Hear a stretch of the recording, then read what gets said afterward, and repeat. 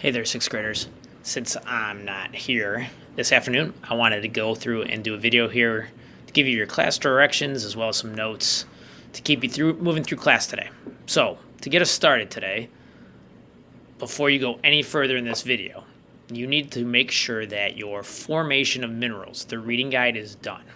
So if you're not 100% sure if that is done or not, let's go through and check really quick. So go to Google Classroom. And if you go to our class directions for last Wednesday, 8/28, not today, 9/4, last Wednesday, 8/28, there's this reading guide here, Formation of Minerals. There are 8 questions that went along with the reading, that short reading, which was printed out for you and handed to you. That is priority number 1 today. So check to make sure you're done. If you're done, you're good. If you're not done, you're going to pause the video right now. You're going to go and ask for one of the sheets from the substitute teacher. They're still up on my desk. And you need to finish that first. It is due tomorrow. So if you don't finish it, there's no reason why you shouldn't. But if for whatever reason, if you don't finish it, it is due tomorrow in class. Formation of minerals. If you have to take a sheet home, take it one home. But check to make sure you're done with it first. Okay? And if you're not, pause the video and then come back to it when you're done with the Formation of Minerals reading guide. Okay, for the rest of us here, if you're watching the video, you've checked already to make sure that your Formation of Minerals is done, and it's done. So now you're ready to move on to the next part. The next part today are going to be some notes. Okay, so in our class directions here, it says, finish the Formation of Minerals reading guide. It's homework if it's not finished. Number 2, watch a YouTube video that has more directions. That's what you're doing now. 3, class notes included in the YouTube video. Be sure to write them down on the sheet from yesterday in your science binder. So at this point, I would like you, if you need to pause, if you don't have your binder, pause the video, go get your binder, and find the piece of paper that says class notes, what is a mineral? We are halfway done with it. We did some notes on, not yesterday, but on Tuesday. Wait, that is yesterday. Friday, we did some notes. Or was it yesterday? I don't know. I think it was yesterday. Grab that sheet. What is a mineral? Okay. If the video is still going, you have your binder, and you have your note sheet, class notes, what is a mineral, and you have a pencil. If not, pause the video, get that stuff set up first. Otherwise, I'm assuming that the video is still playing because you're ready to go. So, let's talk about where we left off yesterday.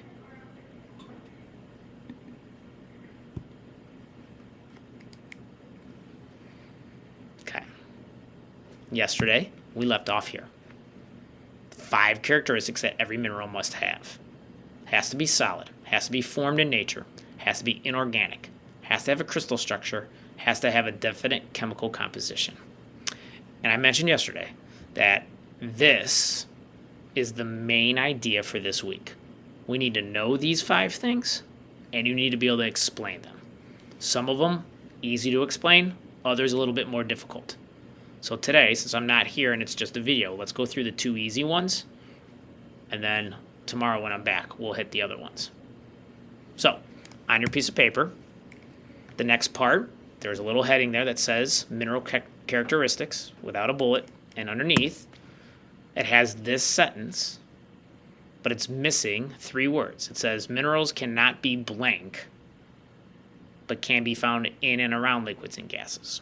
So you're writing in the words liquids and gases. Liquids and gases. So right in here, liquids or gases.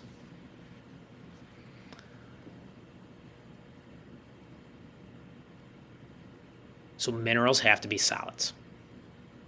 They cannot be liquids or gases. They can be found in liquids or around liquids or gases, but they cannot themselves be liquids or gases. So let's think about this for a second.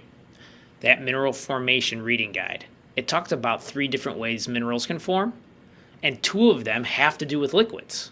One was the cooling of molten material. Well, molten material is a liquid. It's not a mineral until it cools and hardens into a solid. Now it's allowed to be a mineral. Another way it forms is through evaporation of liquids. So, for instance, salt water. Salt water is water with salt in it. Salt is a mineral. When the water evaporates into the air, you're left with just the salt. That's another way minerals can form. So, that salt can be in the water. That salt can be in the water, but it's not a mineral. The mineral is the salt itself, and those are solid. Those are small particles in that salt water, but they're solids. So minerals have to be solids. All right, you guys know what a solid is. You know the difference between a solid, liquid, and gas, so it's not like I have to go through and teach you that. But I do want to just draw your attention to this, which you probably learned in elementary school, but just to refresh.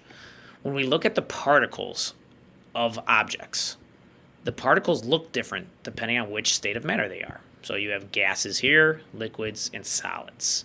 Solids are in an orderly fashion and are tightly packed together. And that allows them to hold their shape, right? So my coffee mug is not going to change its shape unless I break it. Then the shape might change. But otherwise, because it's a solid, it holds its shape. Why? Because of this right here. Those particles are so tightly packed together, they don't change. Okay? They don't move, they don't change, they stay that shape. And that's going to be important later on when we talk about the crystal structure of a mineral, because that's going to focus on this part. And a mineral wouldn't be able to have a crystal structure if it wasn't solid. So solids hold their shapes, and that's the main reason why a mineral has to be a solid, is because it has to have that exact crystal structure because it holds its shape. Okay, so has to be a solid. You guys know solids, that's an easy one. Next. Has to be formed in nature. So you're writing in nature. You're writing in the word nature. Hey, Mr. Singer. Oh, sorry, Mr. Russell. You're fine. All right, so formed in nature, that just means it has to be created here on Earth naturally. Cannot be human-made. So you're typing in, or I'm sorry, you're handwriting in human-made there at the end on your piece of paper. That's what's missing. Cannot be human-made. Again, this one's pretty easy. I think you guys understand that. If it's naturally formed, that means it's found naturally on Earth. Humans didn't make it. We didn't invent something. We didn't make a machine that builds it. It's not done in a factory. We talked about pencils. Pencils is a great example. The pencil lead used to be made out of the mineral graphite. We used to have to go find graphite out of the ground, dig it out of the ground, take it to a factory and turn it in, cut it and shape it and process it and turn it into pencil lead. Don't have to do that anymore. We're able to create a pencil lead. It's not a real mineral though, because it's human-made. Okay, some human-made minerals or some human-made things may even look like a mineral. So you're writing in, look like a mineral. Look like a mineral. They might look like a mineral, but they're not. Gemstones, jewelry. This is where we see this a lot. Emeralds, sapphires, diamonds even, engineered diamonds. They look really, really like those diamonds. In fact, we probably wouldn't be able to tell them apart. You'd have to have an expert to be able to tell them apart.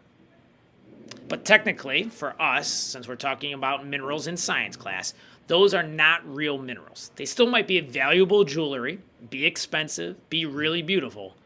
But in terms of, is that really a mineral? It's not. All right, it's not, because it was human-made.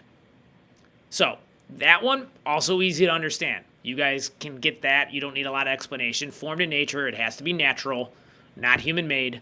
Solid, can't be a liquid or a gas. Easy. Those are the two easy ones. We'll go through the other ones later. Okay? Okay, so at this point, you've done Earth's interior worksheet. You've done the notes. If we go back to Google Classroom, what's left? Now, I don't have them on here yet because I haven't finished the post, but they'll be on there for you. The last thing to do is an ed puzzle. There's an ed puzzle that goes through lab materials, but more specifically, it's more about lab safety. so that you guys have a basic understanding of what to do if there are some accidents or what to do to prevent some accidents when we do lab in our science class this year. So watch that, answer the questions, use that rewatch button if you don't know the answer so that you can see the question and rewatch and look and listen for the answer so that you get those correct. And then I'll be back tomorrow and we'll continue working on our stuff. All right, be flexible, be good listeners, behave well for the sub, and I will see you guys tomorrow in class.